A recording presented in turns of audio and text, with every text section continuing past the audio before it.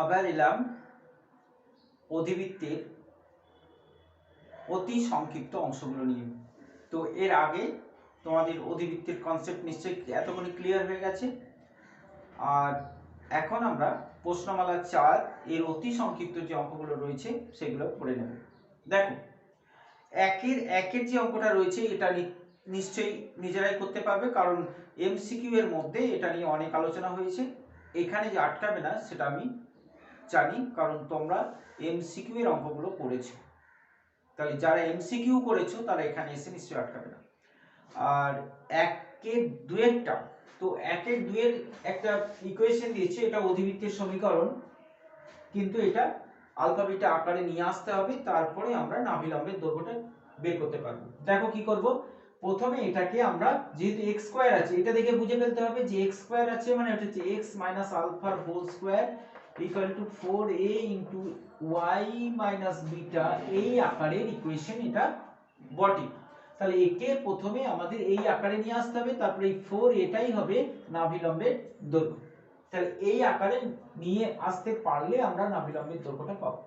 তার জন্য আমরা প্রথমে কি করব, যেহেতু x গুলোকে নিয়ে হোল স্কয়ার করতে হবে, আমরা x এর টার্মগুলোকে বাঁ দিকে নিয়ে চলে আসছি। তাহলে 2x স্কয়ার মাইনাস 12x বাকি মাইনাস y মাইনাস 17 কে ডান দিকে রাখলাম। ঠিক আছে, কারণ আমাদের এই দিকে x আছে, ডান দিকে y আছে, সেই জন্য আমরা এইরকম আকারে রেখে দিলাম।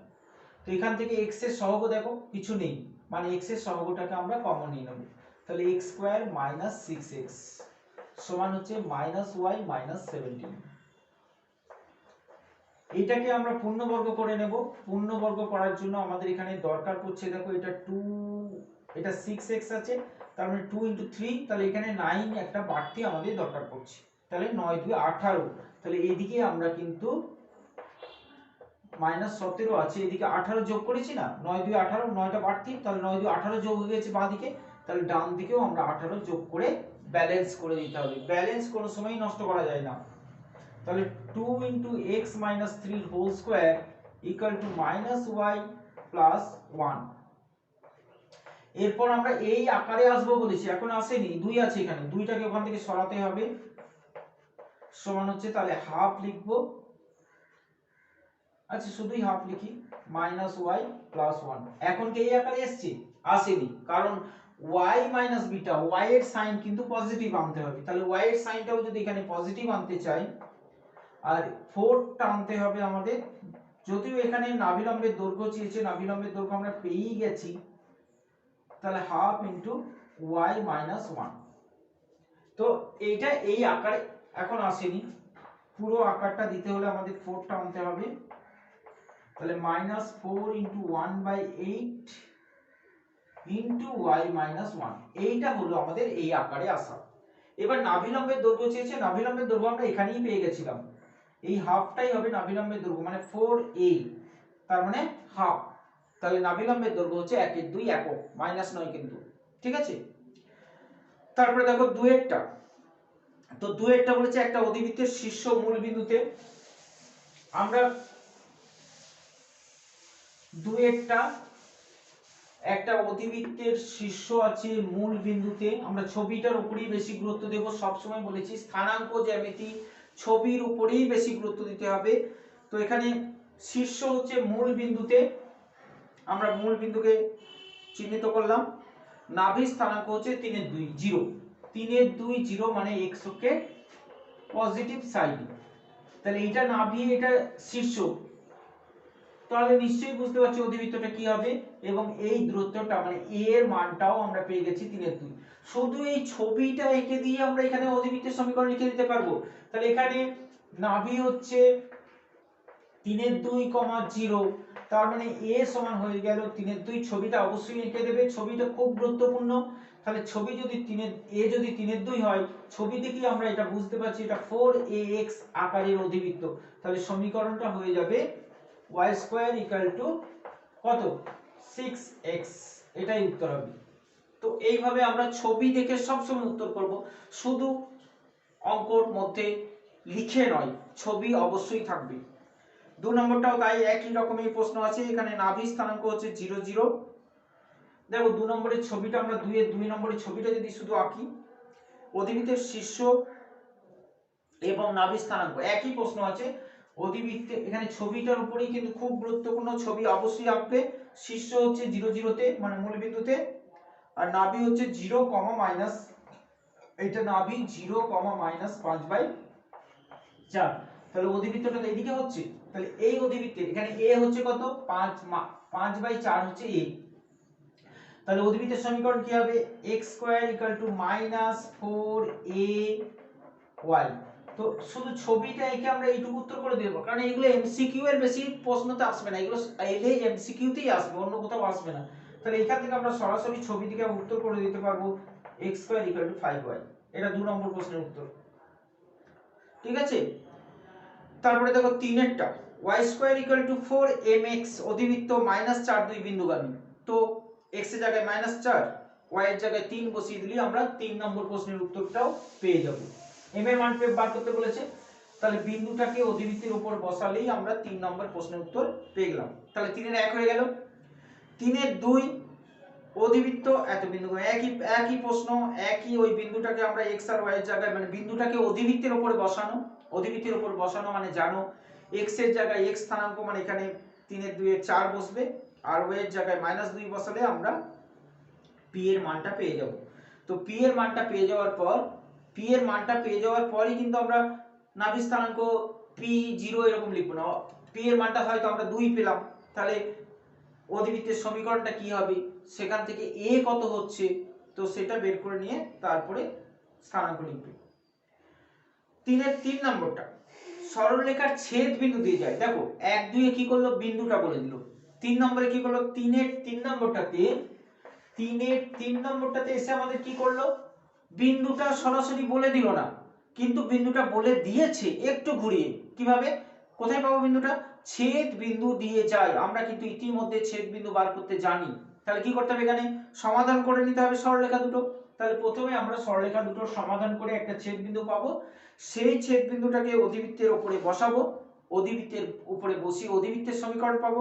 ধরো মনে করো এর মান আমরা পেলাম, এর মান 1 পেলাম, সমাধান করলাম, সমাধান করে আমরা বিন্দুটা বসিয়ে এর মান পেলাম 1। তাহলে অধিবৃত্তের সমীকরণ কি হয়ে গেল, y² 2x হয়ে গেল। তো এখান থেকে এর মানে 1 পেলাম, তার মানে আমরা তো সূত্র যদি মুখস্থ করে ফেলি, তাহলে এর মান যেহেতু 1 হয়েছে, তাহলে আমরা অধিবৃত্তের নাভি স্থানাঙ্ক লিখে দিলাম 1 0, আর সঙ্গে সঙ্গে কি হবে, ভুল হয়ে যাবে। কেন ভুল হবে, কারণ অধিবৃত্তের সমীকরণ এখানে দিয়েছে y² 2ax, এখানে এটা কিন্তু ওই মূল বিন্দু মানে শীর্ষ থেকে নাভিলম্বের দূরত্ব কিন্তু এই এটা নয়, কারণ শীর্ষ থেকে নাভিলম্বের দূরত্ব তখন হবে যখন 4ax থাকবে, এখানে 4 থাকলে তবে শীর্ষ থেকে নাভির দূরত্বটা a হবে। 2 আছে, তাহলে শীর্ষ থেকে নাভির দূরত্ব কিন্তু a নয়, অতএব a 1 0 বা a 0 করে দিলেই কিন্তু এখানে ভুল হয়ে যাবে। কি বলতে চাইছি নিশ্চয়ই বুঝলে এতক্ষণে, কারণ এখানে অধিবৃত্তের সমীকরণটা দিয়েছে y² 2ax, এই এটা কিন্তু এই শীর্ষ থেকে এই দূরত্বটা কিন্তু এখানে a নয়, কারণ এখানে 2 আছে, 4 থাকলে যেটা হতো এই দূরত্বটাকে আমরা a বলতে পারতাম, ঠিক আছে। তারপরে দেখো, তাহলে এখানে আমাদের কি করতে হবে, এখানে প্রথমে সমীকরণ a এর মানটা বার করতে হবে। a এর মানটা যদি 2 বেরোয়, a সমান যদি 2 বেরোয়, তাহলে y² সমীকরণটা হবে 4x, তার মানে y² সমান হবে 4 * 1 * x, তার মানে a হয়ে গেল 1। তো a যদি 4 বেরোয়, তাহলে এখানে এর জায়গায় 4 লিখলে এখানে হবে 8x, তাহলে 4 * 2 * x, তার মানে a সমান হবে 2। তো এইভাবে আমরা a এর মানটা সমীকরণ থেকে নিতে হবে। নিশ্চয়ই বুঝেছো। যতক্ষণ বলছি একটা অঙ্ক নিয়ে, অঙ্কটা করে দিলে তার থেকে অনেক কম সময়ে হয়ে যায়, কিন্তু আমি করে দিচ্ছি না। কেন, কারণ অঙ্কটা তোমাদেরকে শিখতে হবে, তোমাদেরকে নিজের হাতে অঙ্কটা করতে হবে। আমি করে দিলাম আর তুমি লিখে দিলে, এটা কিন্তু অঙ্ক শেখা নয়, অঙ্ক শিখতে পারবে না। সেই জন্য অঙ্ক তোমাকে নিজে করতে হবে, শুনতে হবে তার জন্য। তারপরে দেখো 4, একটা অধিবৃত্তের শীর্ষ মূল বিন্দুতে অক্ষ x অক্ষ বরাবর, একই প্রশ্ন, অক্ষ x অক্ষ বরাবর শীর্ষ মূল বিন্দুতে, সঙ্গে সঙ্গে আমরা বুঝে নেব সমীকরণটা বলে দিয়েছে y² = 4ax। বুঝলে কি বললাম, 4 এর 1 বলেছে শীর্ষ মূল বিন্দুতে অক্ষ x অক্ষ বরাবর, এইটুকু শুনিয়ে আমরা বুঝে ফেললাম যে সমীকরণ হচ্ছে y² = 4ax। এবার এ এর মান বার করার জন্য একটা বিন্দু দেওয়া আছে দেখো, তাহলে এই 6,-2 বিন্দুগামী, এই বিন্দুগামী করলেই আমরা এ এর মান পেয়ে যাব। তাহলে অধিবৃত্তের সমীকরণ হয়ে যাবে 4/2 শীর্ষ মূল বিন্দুতে অক্ষ y অক্ষ বরাবর, তার মানে কি হবে x²। হ্যাঁ, এটা তোমার মাথায় প্রশ্ন যদি চলে আসে যে অক্ষ x অক্ষ বরাবর বলেছে, তাহলে x অক্ষের কোন দিকে হবে, নেগেটিভ না পজিটিভ, ওটা তুমি ভাববেও না, তুমি সবসময় পজিটিভ নিয়ে নেবে। এর মান দেখো তখন অটোমেটিক যদি নেগেটিভ দিকে হয় এর মান মাইনাস বেরিয়ে আসবে, ঠিক আছে। তাহলে তোমাকে ভাবতে হবে না, এটা যদি ভাবতে বসে যাও নেগেটিভ না পজিটিভ তো বলে দিল না, তাহলে আমি কোন দিকে নেব, তো তুমি সবসময় পজিটিভ নেবে, y² = 4ax সাধারণ সমীকরণ নেবে। 4/2 জন্যও তাই, x² = 4ay, এইখান থেকে a এর মানটা বার করবে বিন্দুটা বসিয়ে। তারপরে দেখো 5-এরটা পরে নাও অঙ্কটা আগে। একটা অধিবৃত্তের শীর্ষ মূল বিন্দুতে নিয়ামকের সমীকরণ x + 3 = 0। তাহলে ছবিটা যদি আমরা আঁকি x + 3 = 0, এটা একটা সরলরেখা, মানে x সমান হচ্ছে -3, তাহলে x সমান -3 মানে y অক্ষের সমান্তরাল -3 0 বিন্দু দিয়ে যাবে, তাহলে এটা হচ্ছে x সমান -3 বা -3 0 বিন্দু এটা, আর শীর্ষ হচ্ছে মূল বিন্দুতে, তাহলে এটা শীর্ষ, এটা নিয়ামক, তাহলে অধিবৃত্তটা নিশ্চয়ই এইদিকে হবে।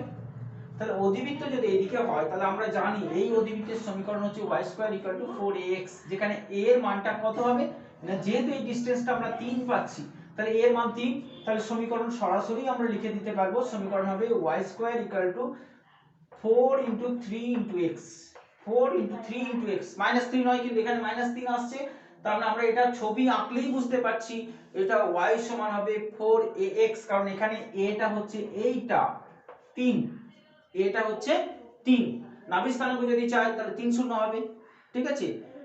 5/2টা দেখো, একটা অধিবৃত্তের শীর্ষ স্থানাঙ্ক 0 0, একই প্রশ্ন আছে, y - 4 নিয়ামকের সমীকরণ ছবি আঁকলে আমরা পাবো y সমান 4 মানে x অক্ষের, y সমান 4 মানে x অক্ষের সমান্তরাল, তাহলে এই দিকে হচ্ছে, তাহলে সমীকরণটা কি হবে, এটা হবে x² = -4ay, এখানে a টা হচ্ছে 4, তাহলে 4 × 4 × y, এটা হচ্ছে 2 নম্বর, ঠিক আছে। তারপরে দেখো 6-এরটা, একটা অধিবৃত্ত দুটো সরলরেখার ছেদবিন্দুগামী, আমরা জানি এটা নতুন করে আমি কিচ্ছু বলবো না, প্রথমে ছেদবিন্দুটা বের করতে হবে, অধিবৃত্তের উপর বসিয়ে আমরা a পাবো, তারপর অধিবৃত্তের সমীকরণের ছবি আঁকবো, ছবি আঁকার পর আমরা নাভি স্থানাঙ্ক বের করব। তারপরে দেখো 7, অধিবৃত্তটি বৃত্তের কেন্দ্রগামী, তো বৃত্তের কেন্দ্র আমরা বার করতে পারি, তাহলে বৃত্তের কেন্দ্রটা অধিবৃত্তের উপরে বসিয়ে, মানে x আর y এর জায়গায় কেন্দ্রটাকে বসিয়ে আমরা a এর মানটা পাবো, তারপর সেখান থেকে আমাদের নাভি স্থানাঙ্ক যা প্রশ্ন বলেছে সব প্রশ্নের উত্তর বার করতে পারবো। 7/2 একই প্রশ্ন, ঠিক আছে। তারপরে দেখো 8-এরটা, অধিবৃত্তের উপর যে বিন্দুর ভুজের দ্বিগুণ, কোটি হচ্ছে ভুজের দ্বিগুণ, তাহলে 8 নম্বর প্রশ্নতে আমাদের 8 নম্বর প্রশ্ন y² = 20x, y² = 20x, অধিবৃত্তের উপর যে বিন্দুর কোটি ভুজের দ্বিগুণ, তাহলে আমরা বিন্দুটাকে ধরে নেব কোটি ভুজের দ্বিগুণ, তার মানে a, 2a, তাহলে বিন্দুটা আমরা ধরে নেব a, 2a, কারণ কোটি ভুজের দ্বিগুণ, এটা কোটি এটা ভুজ, তাহলে কোটি হচ্ছে ভুজের দ্বিগুণ, তাহলে a, 2a, তাহলে কি করব, x এর জায়গায় a বসাবো, y এর জায়গায় 2a বসাবো, তাহলে x এর জায়গায় a, y এর জায়গায় 2a বসাই আমরা a এর মানটা বার করে নেব। a এর মানটা পেয়ে যাওয়ার পর আমরা বিন্দুটার স্থানাঙ্ক পেয়ে যাব, তাহলে a এর মান যদি 2 বের হয় তাহলে বিন্দুর স্থানাঙ্ক হবে 2,4, a এর মান যদি 3 বের হয় তাহলে 3,6, ঠিক আছে। একই রকম প্রশ্ন 2-এরটাও। 9-এরটা দেখো, y² = 4ax, অধিবৃত্তের উপর অবস্থিত যে বিন্দু তার শীর্ষ এবং নাভির সঙ্গে 3a² বর্গ একক ক্ষেত্রফল ত্রিভুজ উৎপন্ন করে, তো 9-এর অঙ্কের ছবিটা আগে আঁকবে, 9-এর ছবিটা আগে আঁকবে, তারপরে 4x, y² = 4ax, a বলে দিয়েছে > 0, এটা আমাদের, তার মানে এটা নেগেটিভ দিকে নয়, তার মানে আমরা প্রথমে একটা ছবিটা আঁকবো, না বলে দিলেও আমরা পজিটিভ দিকে ছবি আঁকতাম, a > 0 না দিলেও আমরা এদিকে ছবি আঁকতাম, তাহলে এখানে বলেছে শীর্ষ নাভির সঙ্গে 3a বর্গ একক ত্রিভুজ উৎপন্ন করে তাদের ক্ষেত্রফল নির্ণয় করো। তাহলে শীর্ষ, নাভি এই দুটো এবং এর উপরে যে কোনো একটা বিন্দু নিয়ে যে ত্রিভুজ উৎপন্ন হয় সেই ত্রিভুজের ক্ষেত্রফল হচ্ছে 3a²। তো এখানে এই বিন্দুটার স্থানাঙ্ক আমাদের বের করতে বলেছে। তো এটা আমরা বৃত্তের উপরেও দেখেছিলাম। এখানে নাভি স্থানাঙ্কটা আমরা প্রথম বের করে নেব। নাভি হচ্ছে a, 0, এটা 0 0, আর এটা হচ্ছে একটা চলমান বিন্দু, কারণ এর উপরে একাধিক বিন্দু হতে পারে 3a²। তার মানে এখানে বিন্দুগুলো যাই হোক না কেন অধিবৃত্তের উপরে একটা বিন্দু বের করতে বলেছে যাতে করে ত্রিভুজের ক্ষেত্রফলটা হয় 3a²। এটা আমরা বৃত্ততেও দেখেছিলাম, যখন অধিবৃত্ত বা বৃত্ত বা কোনো চিত্রের উপরে কোনো বিন্দু মানে চলমান বিন্দু বের করতে হয় তখন প্যারামেট্রিক স্থানাঙ্ক নিতে হয়। তো বৃত্তের উপরে আমরা নিতাম a cos θ a sin θ। এখানে অধিবৃত্তের প্যারামেট্রিক স্থানাঙ্ক আমরা সবসময় নিয়ে নেব at², 2at। তাহলে ধরে নেব যে অধিবৃত্তের উপরে যে কোনো বিন্দু হচ্ছে p, at², 2at। এখন আমরা এই ত্রিভুজটা যদি ক্ষেত্রফল বের করি, এটা s, তাহলে p, এটা o, POS ত্রিভুজ এর ক্ষেত্রফল কত হবে? ত্রিভুজের ক্ষেত্রফল আমরা এইভাবে বের করতে পারি at², 2at, a0 0 0 আর at² 2at। তাহলে এটা 0, এটা 0, এটা 0, তাহলে সবগুলোই 0 পাচ্ছি আমরা।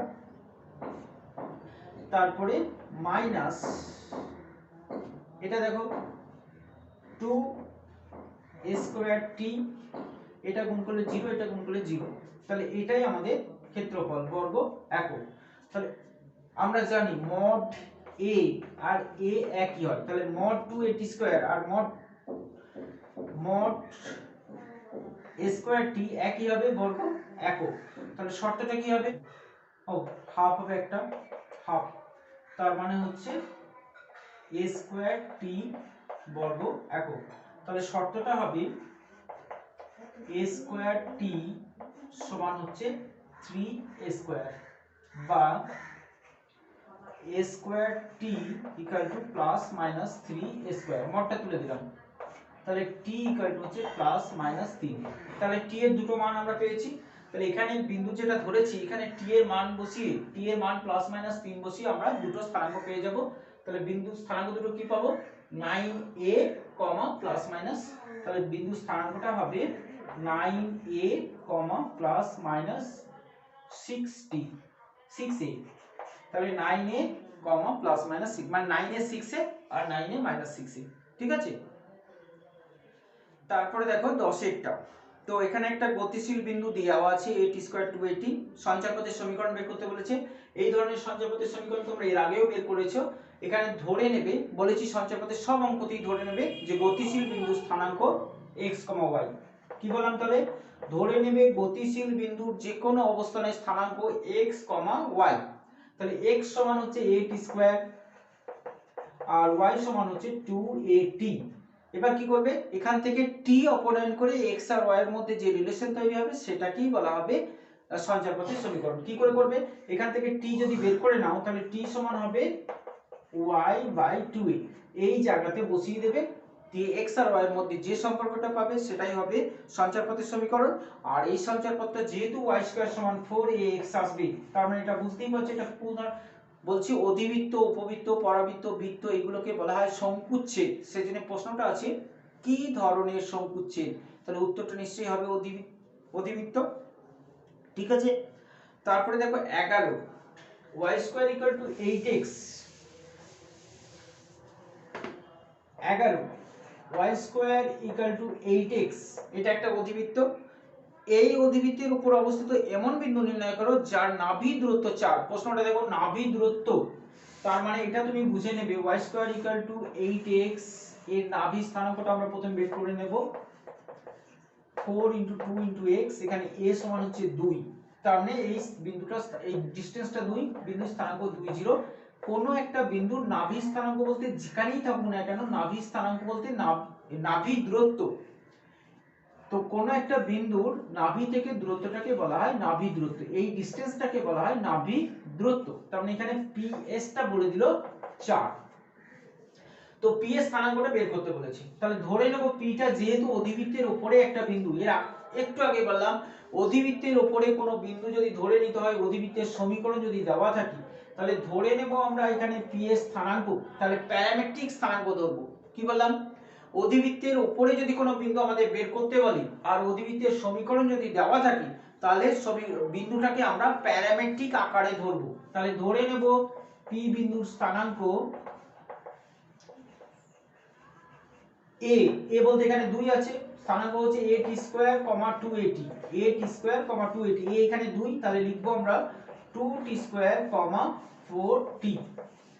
এখন ps সমান 4 আমরা জানি, তাহলে ps s হচ্ছে 2 0, তাহলে আমরা 2t স্কয়ার, দুটো বিন্দুর মধ্যে দূরত্ব বের করছি, প্লাস 4t - 0 এর হোল স্কয়ার রুট, এটা সমান হচ্ছে 4। তো এখান থেকে নিশ্চয়ই t এর মানটা আমরা বার করতে পারবো। t এর মানটা পেয়ে গেলেই আমরা p বিন্দু স্থানাঙ্কও পেয়ে যাব। ঠিক আছে, 11 2 একই রকম প্রশ্ন, বিন্দুর ভুজ বলেছে 4, তাহলে ভুজ মানে হচ্ছে x এর মান, তাহলে যে সমীকরণটা দেওয়া আছে x এর জায়গায় আমরা 7 বসিয়ে দেব, 7 বসিয়ে y এর মানটা পেয়ে যাব। y এর মানটা পেয়ে যাওয়ার পর যে বিন্দুটা হলো নাভি থেকে তার দূরত্বটা আমরা বের করতে পারবো। ঠিক আছে, তাহলে বিন্দুটার স্থানাঙ্ক আমরা সরাসরি পেয়ে যাচ্ছি √x এর মান 7 বসালে হচ্ছে 140, √140, তাহলে 7, √140, 7, √140 থেকে নাভি, এখানে নাভি স্থানাঙ্কটা বের করে নেবে। নাভি স্থানাঙ্ক হচ্ছে 20 আছে, তার মানে 4 5 20, 5 0, তাহলে এর সঙ্গে 5 0 বিন্দুটার দূরত্ব আমাদের বের করতে বলেছে। এটা হচ্ছে প্রশ্ন 2 নম্বরতে। ঠিক আছে, 11 2 এই দুটো দূরত্ব বের করতে হবে। আর 12 নম্বরের প্রশ্নটা দেখো, অধিবৃত্ত সাপেক্ষে, একটা অধিবৃত্তের সাপেক্ষে অবস্থানটা বলা হয়নি, তো এটা মনে রাখবে, বৃত্ততে যা বলেছিলাম এখানেও তাই। বৃত্তর অঙ্ক করাতে কিন্তু বলে দিয়েছিলাম যে ভিতরে অবস্থিত হলে লেস দেন 0 হয়। আরেকবার বলে দিচ্ছি, লেস দেন 0 হলে ভিতরে মানে বাম পক্ষ যদি লেস দেন 0 হয় তাহলে ভিতরে, যদি সমান 0 হয় তাহলে উপরে, আর যদি গ্রেটার দেন 0 হয় তাহলে বাইরে। তো এটা বৃত্তেরও যা, অধিবৃত্তেরও তাই, উপবৃত্তেরও তাই, পরাবৃত্তের এর উল্টোটা হবে। তোমাদের পরাবৃত্ত তো বাদ চলে গেছে। তাহলে এখানে দেখো আমরা 12তে একটি প্রশ্নের উত্তর আমি করে দিচ্ছি, বাকিগুলো করে নেবে।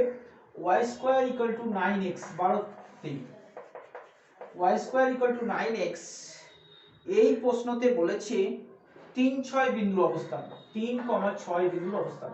তো বাম পক্ষ বলতে কিন্তু এখানে এই যে বাম পক্ষ বললাম না, এই বাম পক্ষ করার আগে কিন্তু এটা রাখতে হবে যে ডান দিকটাকে কিন্তু 0 করে দিতে হবে, তবে আমরা নেগেটিভ না পজিটিভ বুঝতে পারবো। তাহলে এর বাম পক্ষতে আমরা মানটা বসাবো, তাহলে ডান দিকটাকে 0 করার পর বাম পক্ষে বসাবো। এই মাথা থেকে চলে গেলে হবে না, কিন্তু ডান দিকটাকে 0 করার পর বাম পক্ষে বিন্দুটাকে বসাবো। তাহলে বাম পক্ষ সমান কত হচ্ছে 6² - 3, 9 × 3, তাহলে 36 - 27 মানে হচ্ছে 9, মানে গ্রেটার দেন 0। তাহলে গ্রেটার দেন 0, অতএব বিন্দুটি মানে 3, 6 বিন্দু অধিবৃত্তের বাইরে অবস্থিত, ঠিক আছে। পরের অঙ্কগুলো নিশ্চয়ই 12 যে বাকি অঙ্কগুলো রয়েছে করতে পারবে। তাহলে এখন এই পর্যন্তই রইলো, পরেরগুলো পরে করব। ঠিক আছে।